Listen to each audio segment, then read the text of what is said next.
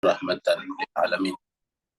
Allahumma salli ala habibina wa syafiina wa maulana Abil Qasim al-Mustafa Muhammad. Allahumma salli ala Muhammad wa ali Muhammad. Allahumma salli ala Muhammad wa ali Muhammad. Allahumma salli ala Muhammad wa ali Muhammad wa ajil firyasakhil makhraj. Wa ala alihi wa sahbihi wa man tabi'ahum bi ihsan ila yaumil amma ba'd. Masyarul muslimin, jemaah sekalian sangat berbahagia, kita bersyukur bersua kembali dalam keadaan sehat walafiat untuk materi hikmah atau filsafat pada petang hari ini. Kita masih berada pada bukunya Said Hussein Nasr yang berbicara tentang Mullah Sadrah. Mari kita masuk ke screen untuk melihat pembahasan buku ini.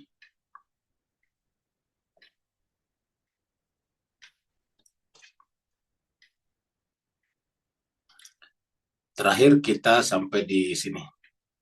Karena pada pertemuan yang lalu, hari Sabtu lalu, kita tidak ada kelas di tanggal 17 Mei. Jadi kita review sedikit dari sini.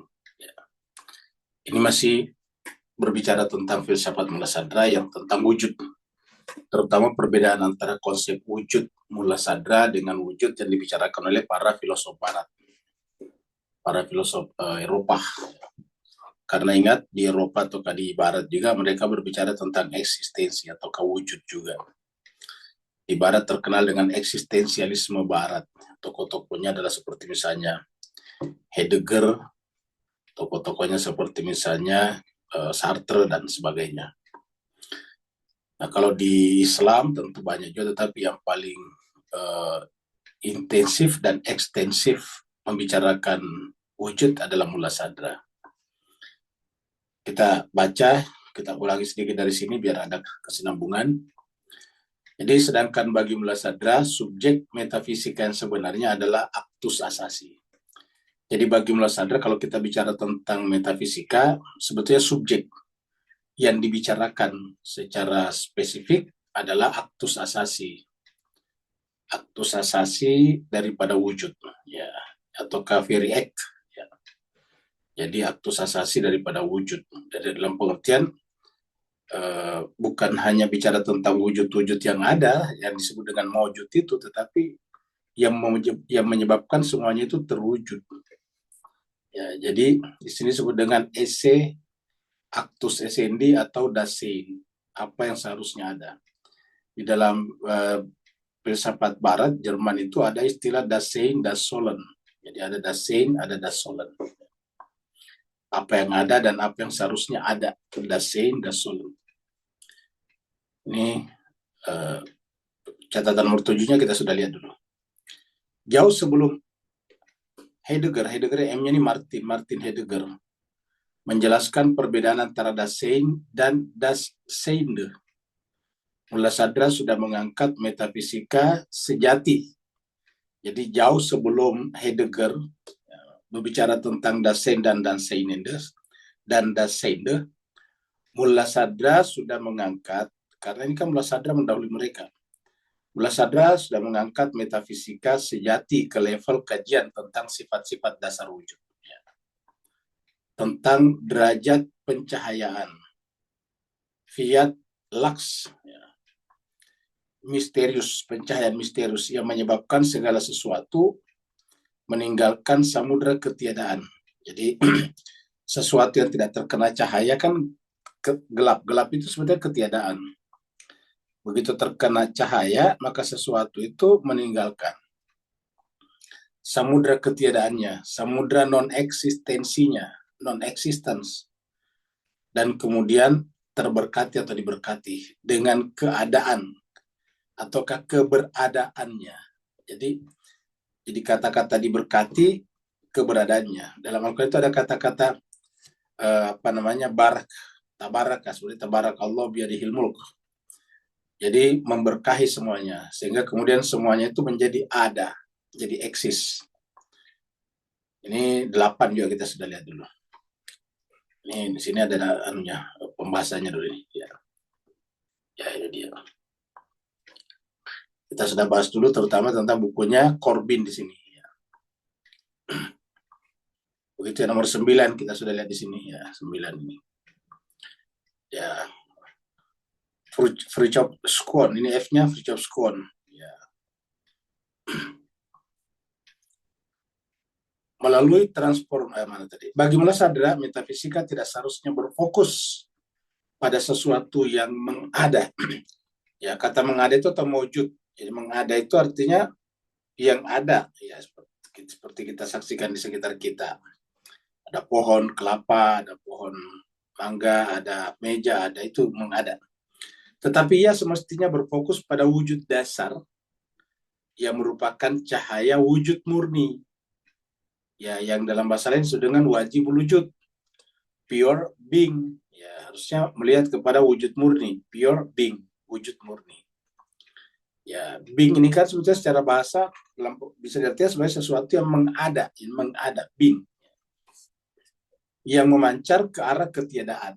Jadi dialah wujud murni atau kewajibul wujud yang kemudian dia memiliki sifat cahaya memancar, maka kemudian segala sesuatu yang merupakan berkas-berkas dari cahaya itu menjadi ada. Dan karena cahaya itu memiliki sifat iluminatif, iluminasi, yaitu semakin jauh dari pusatnya semakin lemah. Nah, begitulah juga dengan makhluk-makhluk ini atau mewujud-mewujud ini, semakin menjauh daripadanya semakin melemah. Ya. Wujud-wujud material yang kita tempati ini adalah wujud-wujud yang lemah, ya, karena menjauh daripada pusatnya. Dan kemudian di balik ataukah di belakang sana, di ujung sana, wujud-wujud material ini ada lagi satu, yaitu kegelapan. Ya. Jadi kegelapan artinya apa? Yaitu tidak adanya lagi cahaya di sana. Melalui transformasi besar inilah Mullah Sadra memberikan ruh bagi filsafat Islam dan menjadikannya sebagai jembatan antara agama eksoteris dengan esoterisme murni. Kita sudah sering bicarakan ini, eksoteris dan esoteris. Eksoteris itu adalah yang kelihatan. Nah, eksos itu artinya di luar. Dari kata eksis, ekso itu adalah yang terekspos di luar. Sedangkan di balik yang terekspos itu, yang ekso itu, ada yang eso, ada di dalam. Seperti kalau kita melihat ke lautan, yang kita lihat itu permukaannya, gelombang, warna biru. Nah, itulah eksoterisnya. Kalau kita masuk ke kedalaman, jauh lebih dalam lagi bagian dalamnya itu lautan. Yang namanya bagian luar eksoteris itu kan cuma satu lapis. Tapi kalau kita masuk ke kedalamannya, jauh berlapis-lapis lagi. Nah, begitulah juga dengan segala sesuatu yang ada eksoterisnya dan ada esoterisnya. Dan di ujung esoteris sana, eksoteris cuma satu, bagian depan. Bagian fasadnya, bagian depannya yang nampak. Sedangkan kalau esoterisme itu bersusun-susun ke dalam. Nah, di puncak ataukah di bottom ke kedalamannya itulah disebut dengan esoterisme murni. Ya. Yang teosofi Mullah Sadra menjadi salah satu bentuk khususnya, yaitu hikmah muta'aliyah. Ya, seperti itu. Sekarang kita masuk lagi. Sebagaimana metafisika filosof muslim lainnya yang berasal dari Al-Kindi dan Al-Farabi, metafisika Mullah Sadra didasarkan pada perbedaan antara wujud dan esensi atau kuiditas. Ya, jadi metafisika Mullah Sadra didasarkan pada perbedaan antara wujud, ya, dan esensi atau kuiditas. Ya. Jadi kita lihat dalam filsafat Mullah Sadra itu ada dua yang paling penting kita bicarakan, yaitu wujud dan mahiyah. Wujud ini bahasa Arab, mahiyah juga bahasa Arab. Kalau diterjemahkan wujud ini mirip dengan kata bing tadi di atas ini, bing. Ya, kalau bahasa kita, bahasa Melayu, bahasa Indonesia, Singapura, dan Malaysia, itu sama, wujud juga. Jadi wujud itu sesuatu yang ada. Kemudian dan esensi, ya, esensi atau kuiditas. Jadi dulu menggunakan kata esensi, belakangan lebih banyak digunakan kuiditas. Ya. Dalam kurung mahia. Mahia itu dari kata apanya. Ya, kalau di sini adanya. Jadi ada apa. Gitu. Adakah, baru kemudian apakah. Jadi yang kita mempertanyakan kepada kalau ada sesuatu itu adanya dulu, adakah? adakah pohon kelapa? Setelah ada, baru kita bicara apa itu pohon kelapa. Itu kualitas. Jadi sesuatu itu, ya kita sampaikan di sini. Jadi sesuatu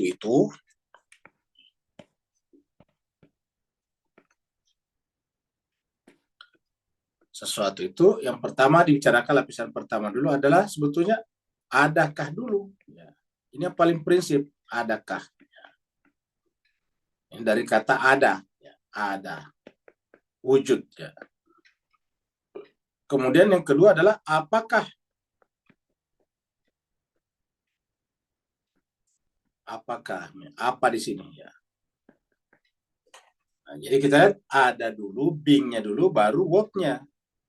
Jadi apa namanya, wujudnya dulu, maujudnya dulu kita artikan maujud, karena kalau wujud itu yang paling tinggi, baru kemudian apanya. Ya, jadi adakah, apakah. Memang terkadang kita tidak membicarakan adanya. Kenapa? Karena secara kesadaran kita sudah terima kalau dia ada. Contohnya kita bicara apa itu pohon kelapa. Nah, kita tidak tanya lagi adakah pohon kelapa. Padahal tanpa kita sadari bahwa fondasi pembicaraan kita tentang pohon kelapa karena pikiran kita sudah mengakui adanya pohon kelapa. Ya. Jadi ada pohon kelapa, maka kemudian kita berbicara tentang apakah pohon kelapa itu. Apakah pohon mangga itu? Kenapa di pikiran kita sudah diterima bahwa ada pohon mangga. Jadi sebetulnya basis pembicaraan kita tentang pohon kelapa adalah adanya dulu. Adakah itu yang namanya pohon kelapa, pohon mangga? Ya. Jadi ini dulu yang pertama. Cuma karena di pikiran kita sudah diterima keberadaannya, terkadang kita tidak sadari bahwa ini kita lewati. Dilewati bukan berarti tidak ada, tapi karena kita sudah menyadari keberadaannya. Ya. Jadi artinya ketika saya bertanya kepada Bapak Ibu, apakah itu pohon kelapa? Nah, semuanya sudah tak sadar bahwa pohon kelapa itu ada, pohon kelapa itu seperti ini, bahkan buahnya sudah diketahui, sehingga kemudian menjawab, oh pohon kelapa itu adalah buah seperti ini. Ya. Itu namanya kuiditas. Jadi kuiditas itu bisa dikatakan sebagai definisi atas pohon kelapa yang ada. Ya, ingat, pohon kelapa yang tidak ada tidak bisa didefinisikan. Jadi mahia itu harusnya didahului oleh wujud. Nah, walaupun ada filosofi Islam sebelumnya berpendapat bahwa yang pertama itu yang mendasar itu adalah apakahnya, yaitu mahianya. Ya. Kita sudah bahas dulu tentang filsafatnya Suhrawardi. Suhrawardi adalah aliran esensialis, ya, yaitu mahia namanya. Jadi kalau Suhrawardi yang utama, yang mendasar adalah mahiyanya, disebut ajarannya dengan asalatul mahiyah. Kemudian datang belakangan 16 Sadra mengatakan bahwa yang mendasar itu adalah adanya, sehingga terkenal dengan istilah asalatul wujud. Jadi asalatul wujud. Ya, kalau di sini asalatul mahiyah, sini asalatul wujud. Nah, jadi inilah adakah. Nah, jadi harus ada dulu. Contohnya kita bicara tentang apa ya? Tentang Singapura lah misalnya. Kenapa kita bicara ke Singapura? Karena memang ada negara yang bernama Singapura. Ya, jadi kalau misalnya orang belum pernah dengar, pasti bertanya dulu, adakah negara Singapura? Ada, bertanya di mana, Mak? Baru bicara tentang apakahnya. Ya. Apakah itu, seperti apakah Singapura itu negaranya? Nah, jadi selalu ini dulu, adakah dulu. Ya.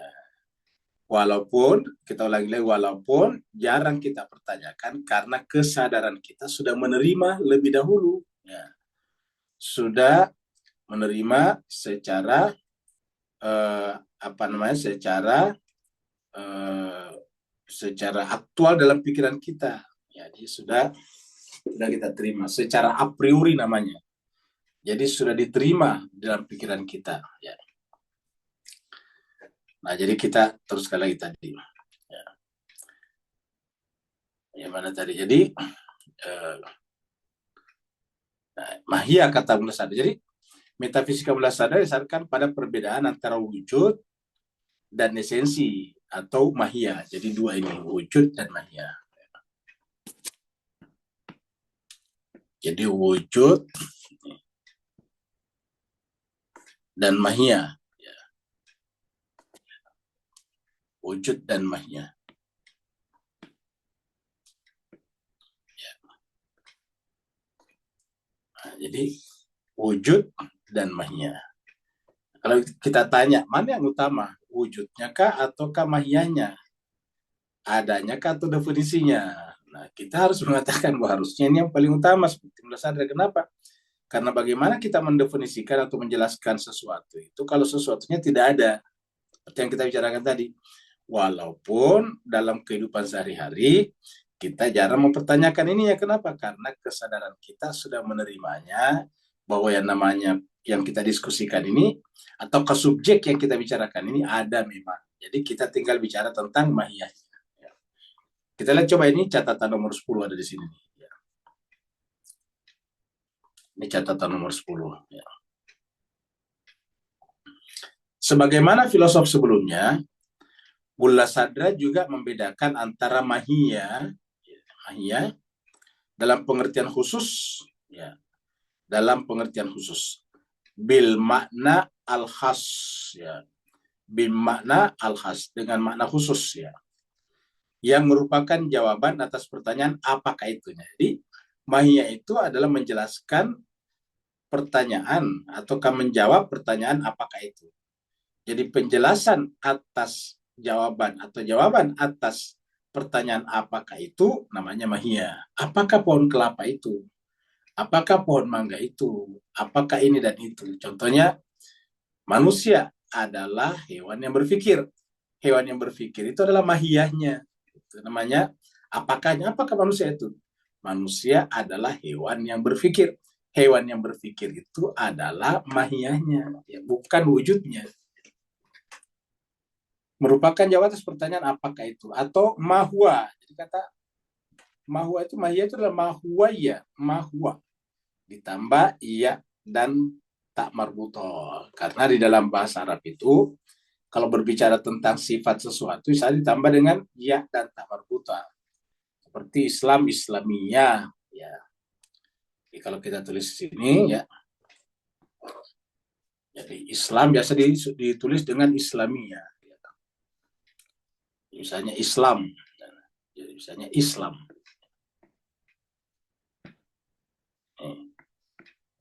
Islamun misalnya. Nah, begitu kita kasih kata sifat, maka ditambah di belakangnya Islamiyah. Nah, kita hapus ini. Nah, jadilah di sini Islamiyah. Ya. Jadi mimnya tetap ada, ya. Kemudian ditambah ya di sini. Nah, ini dia. Tambahannya di sini. Ya. Islamiyah. Nah, di sini Islamiyah. Ya. Bersifat Islam. Begitu ya iman, imaniyah. Muhammad, Muhammadiyah. Ahmad, Ahmadiyah. Ya. Jadi seperti itu selalu ada. Ya. Nah, jadi itulah apa namanya penambahan bahasa Arab. Nah, kalau misalnya pertanyaan mahwa, ya pertanyaan mahwa. Pertanyaannya adalah mahwa. Mahwa. Mahwa itu kan apakah dia? Ya, apakah dia? Dianya apa ya? Itu tadi, misalnya pohon kelapa atau apa. Pokoknya apakah sesuatu yang kita bicarakan itu mahiyah. Ya. Mahwa. Nah, ditambah ya di belakangnya di sini. Ya. Tambah menjadi ya. Ya. Nah, tambah dengan ini. Jadilah mahwaya, mahwaya, mahwaya. Ini kan double sini ya. Jadi mahwaya, ya. Mahwaya, ya. Mahwaya supaya ada istilah dalam bahasa Arab ditakhfif, lalu kemudian ya digampangkan. Misalnya kalau apa namanya ya, karena wawunya kita hilangkan, ini kan sama-sama huruf sakit ya. Ini huruf sakit, ini huruf sakit juga. Nah, maka kita lihat bagaimana kita hilangkan. Tentu tidak boleh ya-nya hilangkan karena ini menentukan sifatnya, pensifatan. Maka yang bisa kita hilangkan adalah wa-nya, kan begitu. Ya, karena kan waw huruf sakit. Jadi Bapak Ibu yang belum tahu bahasa Arab, di dalam bahasa Arab itu ada namanya huruf-huruf sakit. Huruf sakit itu ada 3, waw, ya, dan alif atau mad. Waw, ya, dan alif itu adalah huruf sakit. Ya. Nah, sekarang kita coret satu nih, wawnya. Nah, sekarang ya, jadi cocoknya menjadi mahia, mahia. Jadi menjadilah di sini menjadi mahia. Ya. Jadi wawunya kita coret di sini, ya, maka menjadilah mahia. Jadilah mahia. Ya. Mahia. Ya. Mahia. Gitu. Mahia. Jadi inilah yang disebut dengan esensi ataukah kuiditas. Ya, kuiditas. Yaitu selain daripada eksistensi. Nah, jadi mahia. Nah, inilah yang dibicarakan di sini. Ya, kita kembali lagi ke sini. Jadi sebagaimana filosof sebelumnya, Mula Sadra juga membedakan antara mahia dalam pengertian khusus yang merupakan jawaban atas pertanyaan apakah itu, ya. Atau bahasa Arabnya mahua, ya. Mahua dalam bahasa Arab dan menjadi makna harfiah dari mahia itu sendiri. Dengan mahia dalam pengertian umum bil makna al-am yang menjadi jawaban atas pertanyaan apakah realitas hakikat itu, ya, yang menjadi sesuatu sebagaimana adanya, menjadi sesuatu sebagaimana adanya. Ma bihi huwa huwa dalam bahasa Arab, ya. Ma bihi huwa huwa. Bagaimana apa dengannya dia? Apa dengannya dia? Ya dia, seperti itu. Ma bihi huwa ya huwa. Jadi untuk menjelaskan dia, ya dia. Maksudnya kita menjelaskan kelapa, ya kelapa. Tidak bisa kita menjelaskan kelapa dengan membayangkan tangga. Jadi kalau membayangkan huwa kelapa, ya huwa kelapa itu sendiri. Itu namanya istilahnya ma bihi huwa huwa. Ya, gitu, Bapak Ibu sekalian. Jadi kita tidak bisa mendefinisikan pohon mangga dengan membayangkan durian. Ya, tidak bisa mendefinisikan manusia dengan membayangkan cacing, kamu gitu. Jadi menanyakan sesuatu tentang sesuatu, ya sesuatu itu. Menanyakan tentang dia, ya melalui dia juga. Ya. Yang bisa menjelaskan batu, ya batu. Jadi kalau kita tanya apa itu batu, ya kita tanya batu. Kita mempelajari batu maksudnya.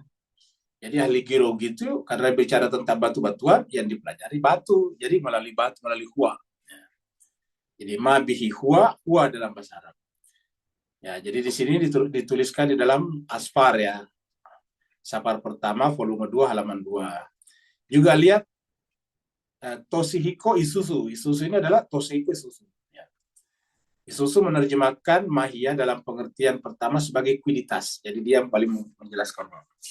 Dan dalam pengertian kedua baru esensi. Ya, begitu. Jadi ini adalah penjelasannya. Kita kembali lagi ke sini. Inilah salah satu perbedaan paling penting di dalam metafisika di samping perbedaan-perbedaan lainnya. Ya, jadi inilah maksudnya itu antara wujud dan kuiditas. Inilah salah satu perbedaan penting antara wujud dan mahia dalam metafisika di samping perbedaan lainnya. Seperti perbedaan antara prinsip dan manifestasi, esensi dan bentuk, substansi dan aksiden. Jadi ada substansi dan aksiden. Ya, aksiden itu substansi itu adalah jauhar, aksiden adalah arat, ya, dan lain-lain. Ya. Yang menjadi dasar penjelasan. Esensi dan bentuk itu sama materi dan bentuk. Ya. Materi dan bentuk seperti dalam bahasa hailo, morf itu bentuk. Esensi hailo di sini, materi dan bentuk, substansi dan aksiden, dan lain-lain. Yang menjadi dasar penjelasan di dalam bahasa manusia tentang sifat realitas, ya, di dalam sumber dan tingkatan-tingkatan manifestasinya yang berbeda-beda. Dengan demikian, masalah-masalah di atas sudah mendarah daging di dalam struktur filsafat Islam. Jadi dengan demikian, masalah ini sudah sangat dalam dibicarakan dalam filsafat Islam. Ya, Barat baru belakangan menyusup bicara tentang itu. Cuma ada cumanya. Sayangnya filsafat Islam ini tidak terakomodasi secara umum oleh masyarakat Islam. Beda dengan filsafat Barat. Ya. Masyarakat filsafat Barat itu dimasukkan atau bahkan dibahas di hampir semua fakultas dan jurusan, sehingga kemudian menjadi populer dan menjadi dibicarakan di mana-mana. Beda dengan di Islam yang bicara tentang wujud ya bicara tentang mula sadra saja, tidak masuk dalam kurikulum pendidikan Islam, karena pendidikan Islam kita itu kan terbatas. Misalnya fikih itu bicara tentang wudhu, tata cara ini, tata cara itu. Usul fikih tentang pengambilan hukum, ya, istimbat hukum, usul fikih, prinsip-prinsip istimbat hukum, ya seperti itu. Bicara tentang Quran dan hadis, ya yang bicarakan cuma Qurannya, bukan sebagai kajiannya di dalam. Yang bicarakan Quran misalnya ayat-ayat ijmali, ayat-ayat ayat-ayat khas, khusus dan sebagainya. Kemudian ayat-ayat yang dibatalkan dan membatalkan, ya, seperti itu. Nah, tidak membicarakan isi ayatnya, baru mengkaji atau mentadabbur secara mendalam. Nah, jadi lebih kepada tata caranya. Dengan demikian, masalah-masalah di atas sudah mendarah daging dalam struktur filsafat Islam sedemikian kuatnya sehingga tidak ada satu mazhab filsafat yang mengabaikannya dalam pembahasan dan bahasa ajarannya. Hal itu juga tidak bisa dihapuskan di dalam skolastisisme Latin. Skolastisisme Latin itu adalah bentuk tersistematisasi dalam pendidikan. Yang istilah dasar kuiditas dari quid ist ya. Quid ist di dalam bahasa Latin adalah terjemahan harfiah dari kata mahia. Quid ist itu apakah itu? Jadi quid ist apakah itu? Jadi apakah itu? Quid ist ya. Jadi apakah itu? Jadi mirip dengan apakah itu? What is it? Ya, what is it? Ya, ini kemudian what is it? Apa itu? Ya. Nah, coba kita lihat ini ada catatan nomor 11 ini. Kita lihat karena catatannya perlu juga kita lihat untuk memahami isinya ya. 11. Kita lihat di sini. Untuk penjelasan yang sangat mendalam dalam filsafat Barat mengenai hal ini, lihat ini. Gilson, L'Ether et l'Essence, Paris 48. Ya. Sayangnya penjelasan yang sama tidak ditemukan dalam filsafat Islam tentang pandangan Ibnu Sina. Jadi tentang pandangan Ibnu Sina dalam masalah ini, lihat Maihon, la distinction de la essence et de la existence de après Ibnu Sina, Avicenna. Jadi kita lihat dipelajari di sana. Jadi jemaah sekalian berbahagia yang menyebabkan itu sebetulnya dunia Islam sangat tertinggal ya. Karena penggunaan mata pelajaran ataukah subjek pendidikan yang memacu dan memicu penggunaan akal itu tidak berkembang, yaitu filsafat. Filsafat ini kan memacu dan memicu pikiran. Sehingga kemudian kita mengalami lemah dalam penggunaan akal pikiran. Ya, seperti yang kita bahas di tadabbur tadi malam. Imam Ali sendiri mengatakan bahwa apakah isi Al-Quran itu dikatakan al-aqlu, akal. Dan kita lihat bahwa ayat pertama turun Iqra itu menyuruh kita memacu dan memicu akal pikiran. Ya, karena dengan baca kita berpikir. Nah, jadi itu tidak terjadi di dunia Islam. Satu. Yang kedua, jadi dunia Islam itu tidak diterima secara umum. Ya, di pesantren-pesantren enggak. Bahkan sampai sekarang kita tahu di masyarakat Islam itu masih banyak ustadz ulama yang menganggap belajar filsafat itu haram, ya, bisa membuat orang jadi kafir. Sementara di Barat, di Eropa ya, terutama, walaupun gereja itu tersingkir oleh ilmu pengetahuan, terutama setelah abad pertengahan, abad Renaissance, tetapi sampai sekarang tidak pernah gereja atau tidak ada gereja fatwa dari gereja mengharapkan filsafat. Bahkan salah satu materi penting di dalam sekolah-sekolah teologi adalah filsafat.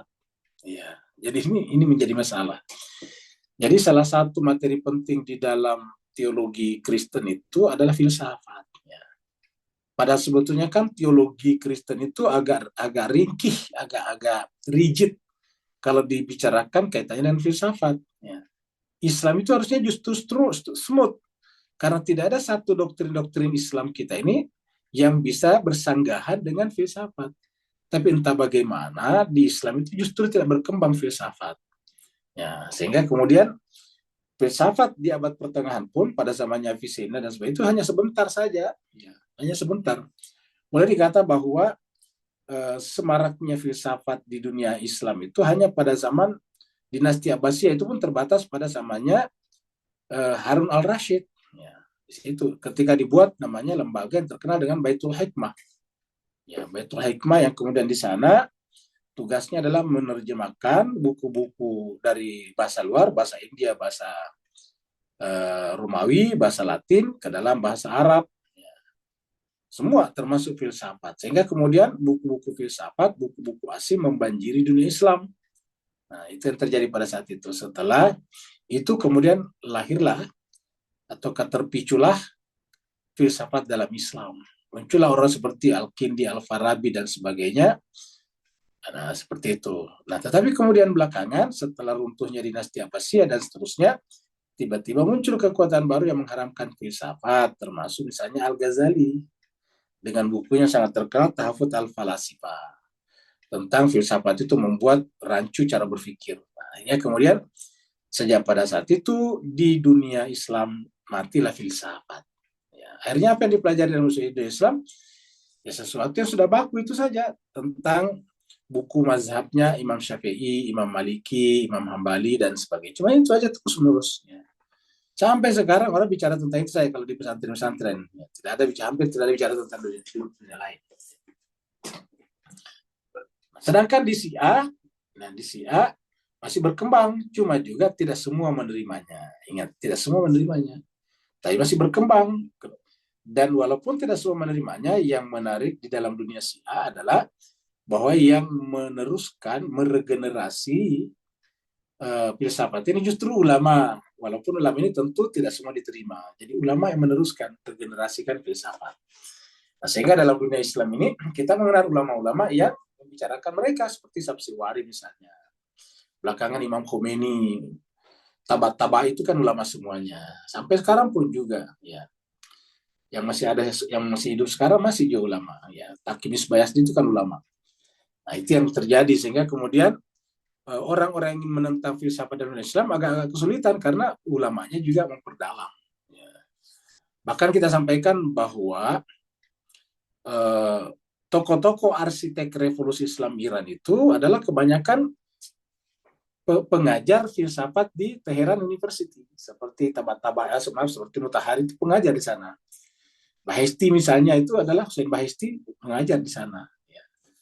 Nah, tapi sayang seribu sayang juga belakangan di Syiah juga sudah tidak begitu diberikan perhatian. Nah, inilah dia. Ya. Sehingga Syiah juga belakangan menjadi sangat ritualistik. Tidak lagi spiritualistik, tidak substansialistik. Ya, lebih kepada ritual-ritual saja. Nah, itu yang dikhawatirkan oleh Ayatullah Mazahiri. Ya, ada bukunya Perasa Baja Iqbal, Tahir mengatakan dan dikhawatirkan itu kalau kemudian ritual ini menjadi semacam tujuan orientasi. Ya. Sehingga kemudian melupakan substansinya. Ya. Ingat jemaah sekalian berbahagia, kalau kita mau jujur ya bahwa pusat ritual Syiah terbesar itu Irak. Ya. Kita ulangi lagi, pusat ritual Syiah terbesar dunia Irak. Ya. Karena di Irak inilah paling banyak imam yang dikuburkan. Di sanalah juga Imam Hussein yang merupakan jargon besar dalam dunia Syiah dengan asyuranya. Ya. Orang datang sampai puluhan juta setiap tahun berjalan kaki arba'in ya, dalam rangka 40 hari syahadahnya Imam Hussein. Tapi kita lihat perlawanan kepada Palestina belakangan, mohon maaf bukan dari Irak. Kan menjadi apa? Menjadi agak tanda tanya. Justru perlawanan serius belakangan terhadap apa namanya Palestina membantu Gaza adalah justru Yaman, Houthi. Ya. Atau dulu adalah Hizbullah di Lebanon. Jadi di Irak itu tidak begitu gegap gempita, ya, tidak begitu mencolok. Ini kan menjadi tanda tanya juga jemaah sekalian. Ya, kita terpukau dengan pertolongan mereka. Kalau kita orang datang ke sana jalan kaki, mereka beri makan gratis. Ya, dan kalau kita pikir-pikir itu ya mungkin ada unsur kewajarannya. Kenapa? Orang datang berziarah ke sana kan membawa uang juga. Itu berapa triliun uang masuk di sana. Ya, ini berapa triliun uang masuk di Irak itu setiap tahun. Ya, kan misalnya 30 juta orang. Setiap 1 juta orang saja membelanjakan 5 juta rupiah atau 5 juta di sana itu berapa? 5 juta kali 30 juta pemasukannya. Ya, itu sedikit itu di karena mereka misalnya ada yang menyewa hotel dan sebagainya, kendaraan itu banyak. Nah, jadi artinya apa ini juga? Mungkin kita katakan yang baik, tapi di sisi pihak lain banyak menguntungkan pihak Irak juga. Ya, karena banyaknya uang masuk di situ, perputaran uang.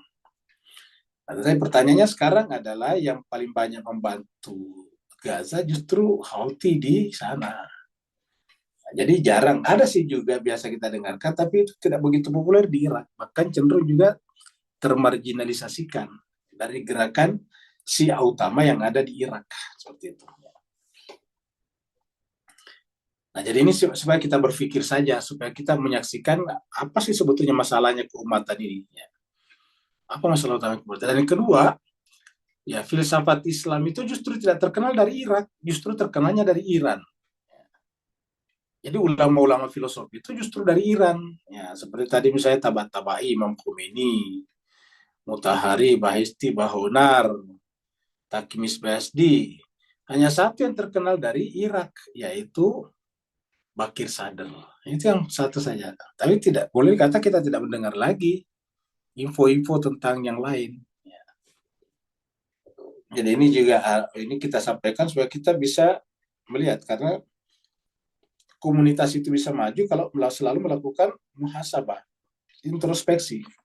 Karena kalau enggak nanti menyimpang terlalu jauh, baru kalau sudah terlalu jauh baru ingin kembali kepada jalur utama itu biasanya berat.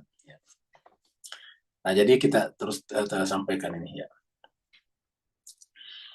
Dalam pengajaran tradisional filsafat Islam, waktu-waktu yang panjang biasanya digunakan untuk menanamkan kebiasaan membedakan dengan jelas antara wujud dan kuditas ke dalam pikiran para pelajar. Jadi, tapi ingat, ini maksudnya pelajaran filsafat ya, tradisional filsafat Islam. Jadi yang tidak belajar filsafat ya tidak dipelajari juga, ya. Dan mayoritasnya tidak mempelajarinya. Ya, ini tidak begitu tradisional filsafat Islam. Kita sampaikan bahwa ya tradisional filsafat Islam ini diajarkan kebanyakan di Syiah saja. Nah di Syiah pun juga tidak semuanya, ya, tidak semua ulamanya. Ya. Ya, kita sendiri merasakan di masyarakat Ahlul Bait kita atau Syiah kita di Indonesia, terutama di Jakarta dan sekitarnya ini, ya tidak begitu populer pelajaran filsafat, ya tidak begitu populer. Ya. Nah dengan demikian di kalangan Syiah maksud saya, apalagi di Islam secara keseluruhan Sunni, ya itu sama sekali tidak populer. Bahkan kita katakan tadi, ada banyak ulama yang menganggap filsafat itu haram. Cobalah kita dengarkan misalnya ceramah-ceramah dari radio-radio, televisi-televisi, YouTube, podcast-podcast. Ada nggak yang bahas filsafat Islam? Sangat-sangat jarang. Ada sih mungkin satu atau dua. Tapi sangat-sangat langka. Ya, sangat langka. Di Jakarta atau di Indonesia sekarang, yang banyak membicarakan tentang apa namanya filsafat yang merendah itu adalah justru bukan dari kalangan ulama Islam, ya bukan dari ustadz misalnya, orang-orang biasa saja. Ya. Dalam pengajaran tradisional filsafat Islam, waktu-waktu yang panjang biasanya digunakan untuk menanamkan kebiasaan membedakan dengan jelas antara wujud dan kuditas. Ya. Antara wujud dan kuditas. Antara wujud dan mahia tadi. Antara wujud dan mahia. Ke dalam pikiran para pelajar. Karena memang terkadang sederhana sebetulnya, tapi terkadang berat karena tidak terbiasa. Ya. Apa perbedaan wujud dan kuditas? Ya, kita sampaikan tadi, kalau wujud itu tentang ada, sedangkan kuditas tentang apa. Wujud ada, ini apa. Jadi kalau kita tanya, apa itu pohon kelapa? Ya, kita bicarakan itu kuditasnya. Yang kita lihat itu kuditasnya, kelapa, pohon mangga tadi, bulan, bintang, itu kan kuditasnya. Nah, sebetulnya ada yang sama pada mereka semuanya, yaitu ada. Jadi sebetulnya dalam bahasa kita sehari-hari, ada yang tidak kita tulis, tetapi disadari, yaitu bahwa ada pohon mangga, ada pohon manggis, ada bulan, ada bintang, ada matahari, ada bumi, ada tumbuh-tumbuhan, ada tumbuhan kaktus, ada tumbuhan ini, itu adanya sebetulnya. Tetapi kita tidak bicarakan lagi karena sudah diterima oleh pikiran kita bahwa itu ada. Sehingga kita tinggal bertanya, apa itu kaktus? Nah, kalau itu. Apa itu tumbuhan kaktus atau pokok kaktus? Yang kita bicarakan itu. Ya, ada orang berbicara tentang sesuatu tumbuhan yang belum kita dengar, jambol misalnya. Kita bertanya apa itu jambol, kan gitu. Ya, secara bahasa jambol artinya janda bolong misalnya, kan gitu. Oh, janda bolong. Nah, bagaimana? Nah, baru setelah itu apa itu? Nah, jadi yang dibicarakan itu sebetulnya kualitasnya kebanyakan. Ya, jangan bicara wujudnya. Padahal tidak ada pembicaraan tentang kualitas kalau tidak ada wujud. Karena ini muncul setelah munculnya ini. Jadi harus ada meja, baru ada pembicaraan tentang meja. Harus ada pohon kelapa, baru ada pembicaraan tentang pohon kelapa. Harus ada bulan, baru ada pembicaraan tentang rembulan atau bulan. Nah, itu yang membedakannya di pikiran kita.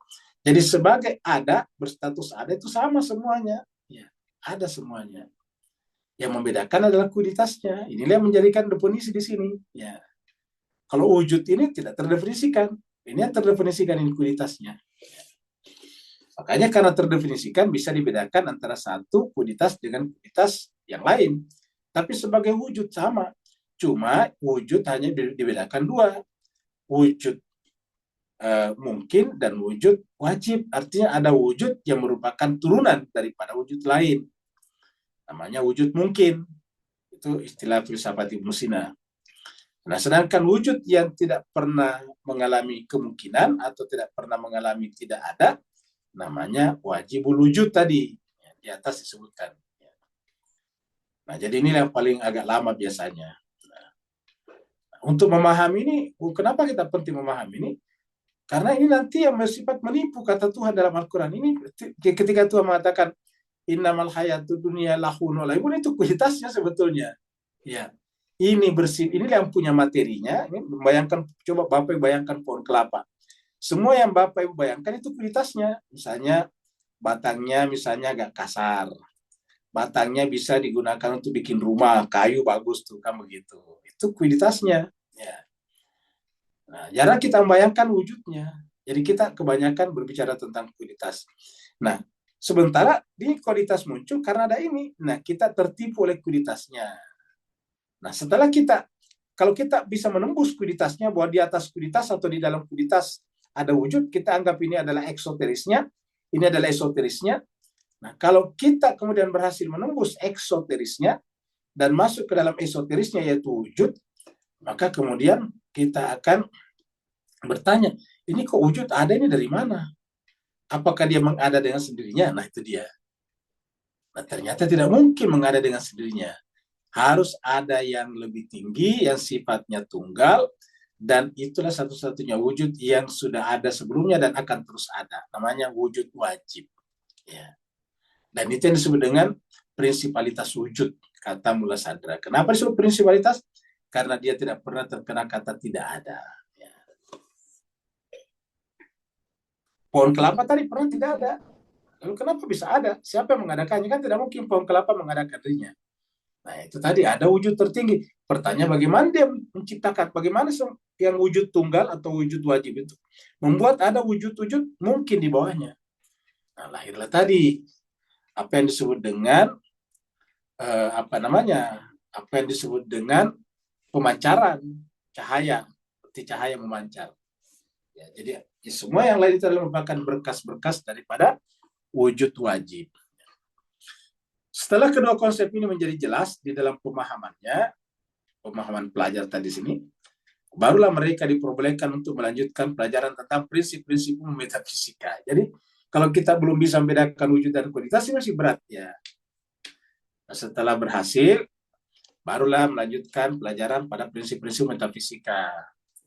Al-umur al-amma.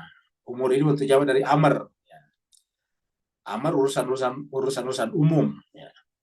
Namun dalam karya-karya Mullah Sadra, biasanya bagian pertama dimulai dengan pembahasan tentang wujud. Jadi kalau Mullah Sadra wujud, kenapa? Karena dia prinsip. Ya. Dia adalah prinsipalitas. Ya, dia adalah sangat prinsip dalam Mullah Sadra. Namanya sangat prinsip ya, dia dimulai dari situ. Yang selanjutnya menjadi referensi tentang perbedaan antara wujud dan kualitas. Jadi setelah kita bicara kalau versi Mullah Sadra, setelah membicarakan wujud ini dan sudah khatam, ya, sudah selesai tentang wujud, baru kita menyaksikan kenapa ada perbedaan-perbedaan kamu gitu. Nah, perbedaan-perbedaan itu lahir dari adanya kualitas. Dengan demikian, selanjutnya menjadi referensi tentang perbedaan antara wujud dan kualitas. Setelah itu barulah dijelaskan prinsip-prinsip kuiditas, ahkam al-mahiyah. Ya. Jadi sebetulnya prinsip-prinsipnya maksudnya hukum-hukum mahiyah. Ahkam al-mahiyah, ya, hukum-hukum mahiyah. Coba kita lihat di sini nomor 12. Ini dia.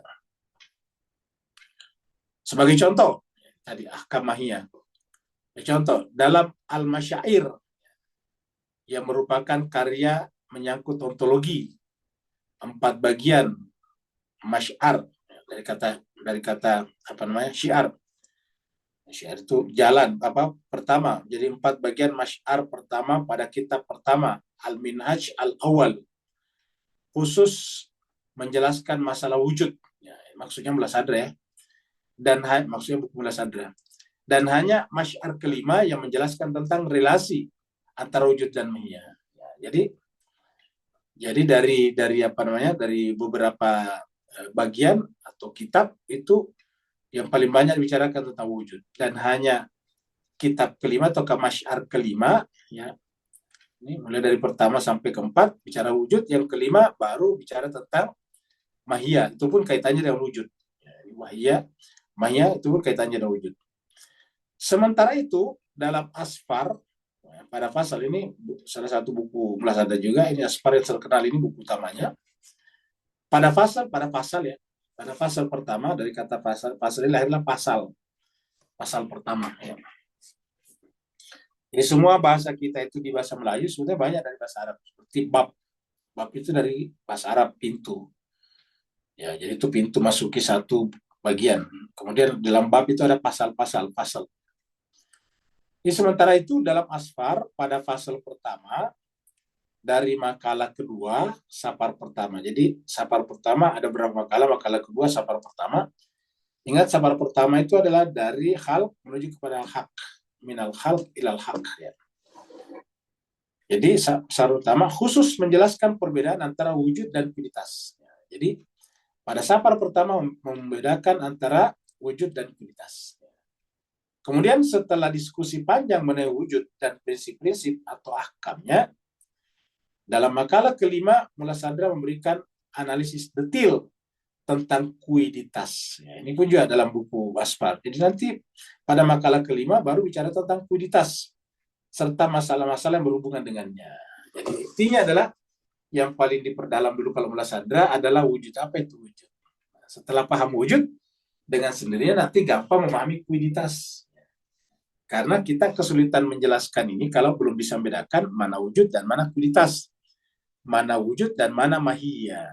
Itu. Dan kita berharap Bapak Ibu yang ikut pelajaran hikmah atau filsafat kita sudah bisa membedakan juga antara wujud dan mahiyah, antara wujud dan kualitas. Jadi kita ulangi lagi, kalau wujudnya itu tentang adanya, sedangkan kalau kualitas itu berbicara tentang apanya. Jadi mahiyah itu artinya apa dia. Metode yang digunakan oleh Mullah Sadra untuk menjelaskan secara rinci prinsip-prinsip wujud dan kualitas dapat secara mudah dimengerti dengan memerhatikan isi safar pertama. Safar pertama di dalam Asfar, ingat, ini adalah ada 4 perjalanan ya. Itu kan Asfar al-Arba itu kan 4 perjalanan. Asfar itu kan safari, perjalanan. Ada kata 4 di belakangnya, al-Arba. Jadi ada 4. Dari sini adalah safar pertama. Kita sudah terangkan dulu safar pertama itu adalah dari khalq menuju hak. Minal khalq ilal haq. Kemudian safar kedua minal haq ilal haq. Jadi hak ke hak. Berjalan di dalam hak. Kemudian safar ketiga minal haq ilal haq ma'al haq. Kemudian safar keempat terakhir adalah safar minal khalq ilal khalq ma'al haq. Jadi perjalanan di dalam makhluk. Yang merupakan, jadi kita ulangi, safar pertama jadi memperhatikan isi safar pertama dalam aspar yang merupakan penjelasan mula sadra yang paling panjang perihal ontologi. Jadi ontologi itu tentang wujud, tentang ada.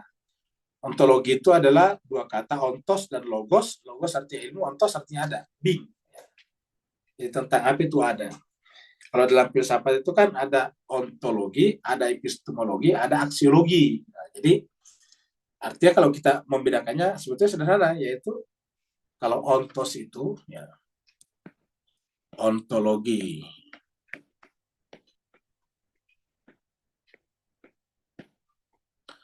Ontologi ini adalah bicara tentang ada. Logos ini kan ilmu, ilmu tentang ontos, ilmu tentang ada. Ini adalah tentang yang ada, ya, tentang ada. Ada. Ingat logos, ontos, ontos ada, logos ilmu, ilmu tentang yang ada. Yang kedua adalah epistemologi, ya, epistemologi.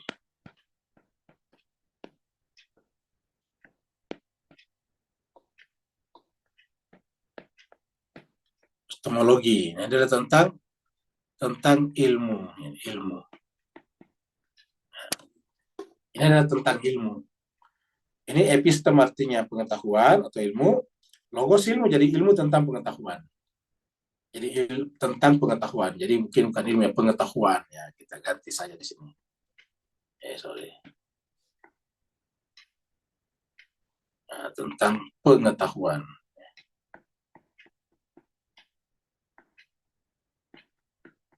Pengetahuan ya, terus kali pengetahuan ya.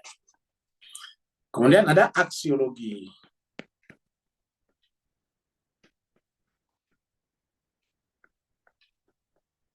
Aksiologi adalah tentang aksi, tindakan, perbuatan, ya, tentang aksi, tindakan, tentang act. Ingat bahasa Inggris act, aksi. Ya. Nah, makanya misalnya di sini bicarakan tentang filsafat moral dan sebagainya. Etika dibicarakan di sini, estetika dibicarakan di sini, aksiologi perbuatan. Ya. Perbuatan kita berkaitan dengan orang lain namanya etika. Perbuatan kita kaitannya dengan seni keindahan namanya estetika dan seterusnya, itu aksiologi di sini ya. Nah, jadi biasa dibagi 3, tentang ada, tentang ilmu pengetahuan. Di sini nanti dibicarakan epistemologi, apa yang disebut dengan pengetahuan, kenapa, apa itu yang disebut dengan benar, dari mana sumbernya pengetahuan, apa yang kita sebut dengan benar. Nah, sini dibicarakan aksiologi tindakan perbuatan. Nah, jadi inilah 3 besar ya, tentu ada cabang-cabangnya, tetapi secara garis besarnya, kalau bicara filsafat cuma 3. Nah, di sini bicarakan tadi ontologi tadi. Ya. Sini tadi bicarakan tentang ontologi mula sadra. Jadi kita ulangi lagi di sini tadi. Metode yang digunakan oleh mula sadra untuk menjelaskan secara rinci prinsip-prinsip wujud dan kuditas dapat secara mudah dimengerti dengan memerhatikan isi safar pertama di dalam asfar, yang merupakan penjelasan mula sadra yang paling panjang perihal ontologi. Jadi perihal ontologi. Di sini ontologi. Sedangkan penjelasan yang lebih ringkas mengenai masalah ini, yaitu ontologi, dapat ditemukan dalam karya-karyanya yang lain, semisal dalam Syawahid Ar-Rububiyah dan Al-Masyair tadi di atas ini. Al-Masyair kita bicarakan tadi di atas ini. Ada tadi Al-Masyair di sini ya. Nah, jadi itu ada. Jadi Syawahid Ar-Rububiyah dan Al-Masyair. Kesaksian-kesaksian ilahiyah, Syawahid Ar-Rububiyah, Masyair, perjalanan ini. Syiar-syiar. Dalam magnum opus Mula Sadra, karya utama ya, masterpiece ini, magnum opus kalau di Inggrisnya masterpiece, yaitu Asfar, Al-Asfar Al-Arba ini, 3 tingkatan marahil, tingkatan itu marhala, bentuk jamannya marahil. Jadi tingkatan itu bahasa Arabnya marhala, bentuk jamannya marahil. 3 tingkatan, 3 marahil. Pertama dari Asfar, dari safar pertama, jadi satu safar ada marahilnya. Membahas masalah wujud. Tingkat keempat membahas mahiyah. Ingat. Jadi di dalam ini ada beberapa tingkatan. 3 tingkatan pertama bicara tentang wujud, baru tingkatan keempat baru bicara tentang mahiyah. Dan tingkatan kelima sekali lagi membahas masalah wujud lagi dalam konteks relasi hubungan antara satu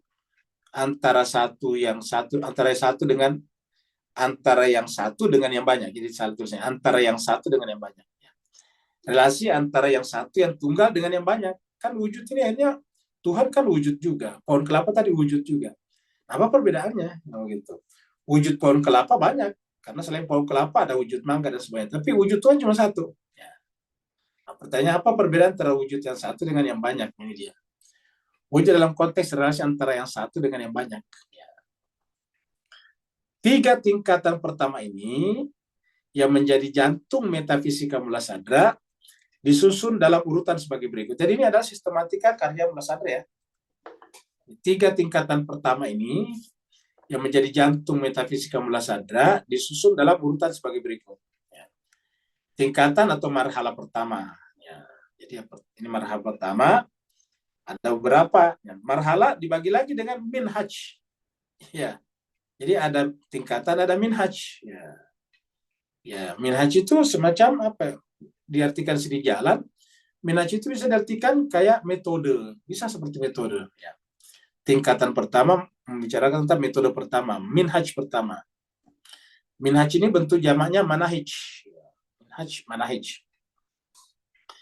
Kemudian minhaj terbagi lagi tentang bagian fasal. Jadi marhala, dibawanya marhala, jadi kita anggap ini sebagai A besar, kemudian ini adalah A kecil, terus kemudian ini adalah A1.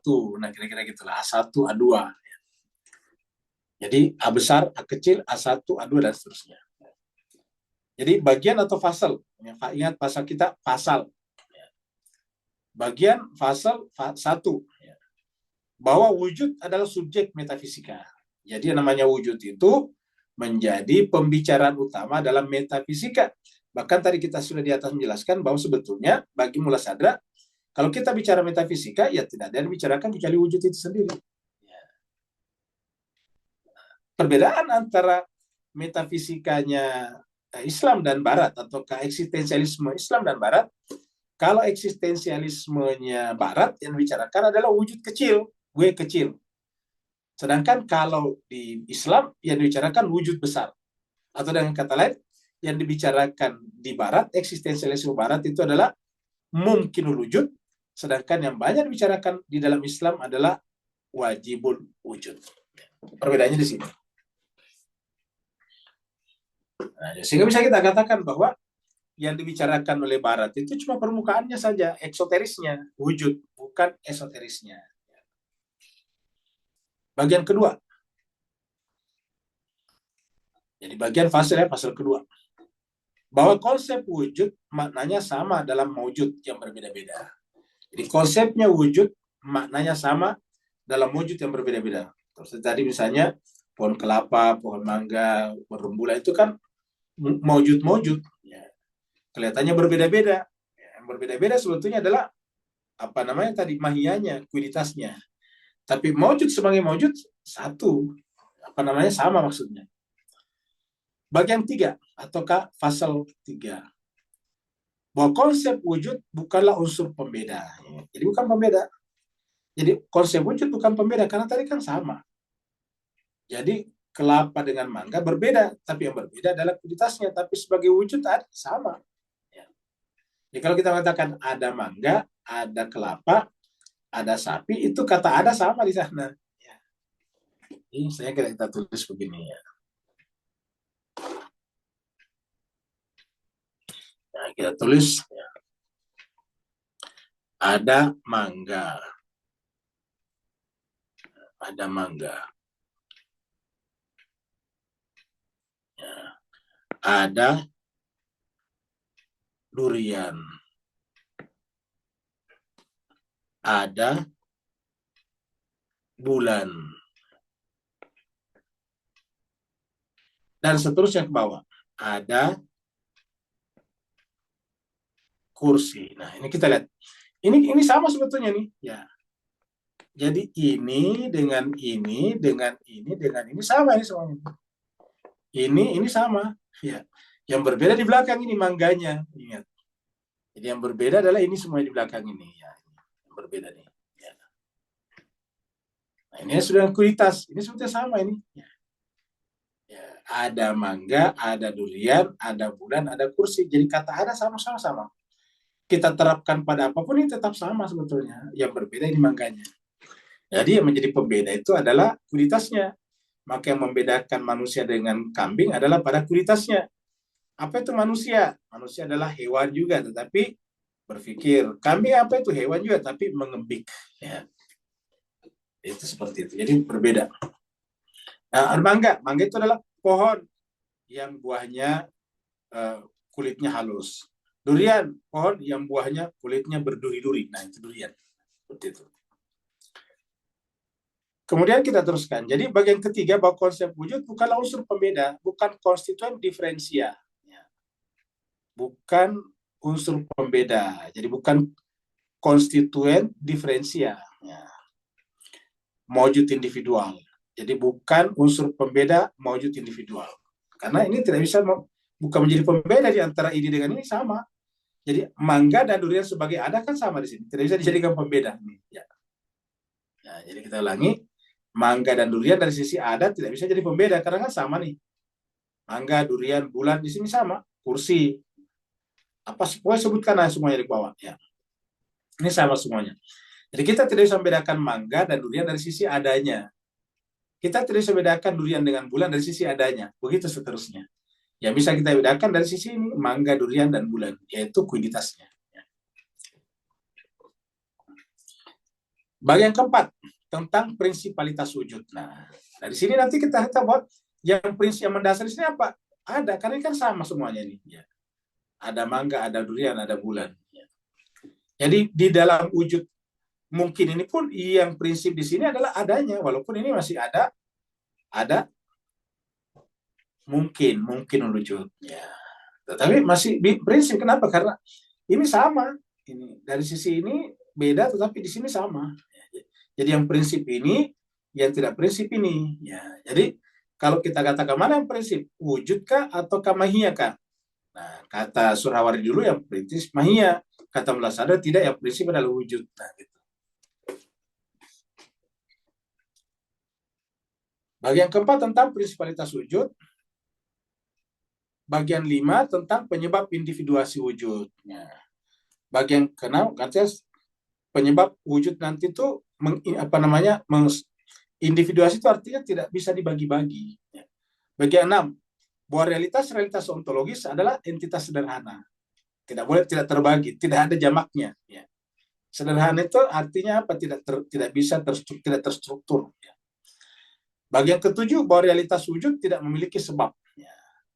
Ketujuh, bahwa realitas wujud tidak memiliki sebab. Ya, ini apa sebabnya ini coba? Kalau kita bisa mengatakan ada sebab dari mana adanya, ya dia adalah pancaran daripada ada yang wajib. Ya. Yang terikat hukum sebab akibat ini. Yang terikat hukum sebab akibat adalah mangga, durian, dan sebagainya. Jadi tentang hubungan wujud dengan substansialitas segala sesuatu. Ini bagian ke-8. Ya. Syai'iyah, syai' itu kesesuatuan. Ya. Bagian 9 tentang beberapa makna wujud, makna wujud penghubung. Jadi ada namanya beberapa makna wujud penghubung. Al-wujud al-rabit, ya, tentang wujud yang kita bicarakan tadi, kan antara wujud ini mungkin dengan wujud wajib kan harusnya ada penghubungnya. Nah, seperti itu. Ada pengikatnya. Jalan kedua tadi atas, tentang pembagian wujud dalam 3 bagian. Al-mawad as-salas. Ya. Jemaah sekalian berbahagia, Ya, karena waktu kita sudah sampai, jadi kita sampai di sini pembahasannya pada petang hari ini. Ini adalah tanggal berapa ini hari? Tanggal 31 ya. Bulan 5. Jadi tanpa terasa hari ini adalah bulan 5 hari terakhir. Berarti besok sudah tanggal 1 Juni ya. Ya itulah hidup. Rasa-rasanya kita baru masuk tahun baru 2025, sekarang ternyata sudah 5 bulan berlalu dan besok sudah masuk bulan ke-6, bulan Juni. Ya. Hidup ini begitu cepat berlalu, maka merugilah kita kalau waktu-waktu yang berlalu setiap bentang jam dinding kita lewatkan begitu saja tanpa bermanfaat. Sementara waktu-waktu ini akan menggiring kita menuju kepada satu titik yang disebut dengan perpisahan dengan kehidupan dunia, yang disebut dengan kematian. Kita sebut dengan waktu ini membawa kita, mengangkut kita, mentransportasikan kita menuju kepada titik yang disebut dengan tidak bisa berbalik. Namanya the point of no return. Titik di mana kita tidak bisa kembali, yaitu titik kematian. Dan ini tanpa terasa waktu itu membawa kita, sudah 5 bulan lagi kita dibawa oleh sang waktu ke sini. Setelah tahun 25, setelah tahun baru 2025. Karena waktu tanggal 1 Januari kemarin baru rasanya, sekarang sudah tanggal 31 Mei. Ya mudah-mudahan kita benar-benar menghayati apa makna wal asri, demi masa, innal insana lafi khusr illa, demi masa manusia itu benar-benar berada dalam kerugian kecuali illa alladzina amanu, dia beriman, wa amilus salihat, beramal saleh, wa tawassaw bil haq, dan selalu belajar tentang kebenaran, wa tawassaw bis sabar, dan sabar dalam pembelajarannya. Jadi tawasul itu bagian di dalamnya belajar. Jadi kalau kita belajar ya tentang kebenaran, dan karena waktunya panjang menurut kita, menurut Tuhan pendek, menurut kita panjang, maka kita butuh kesabaran. Tawasul bil haqqi, tawasul bis sabar. Mudah-mudahan ada manfaatnya. Kalau benar dari Allah, kalau salah dan khilaf itu dari kekurangan dan kehilafan Al-Fakir sendiri, mohon dimaafkan. Yang mau bertanya dipersilakan.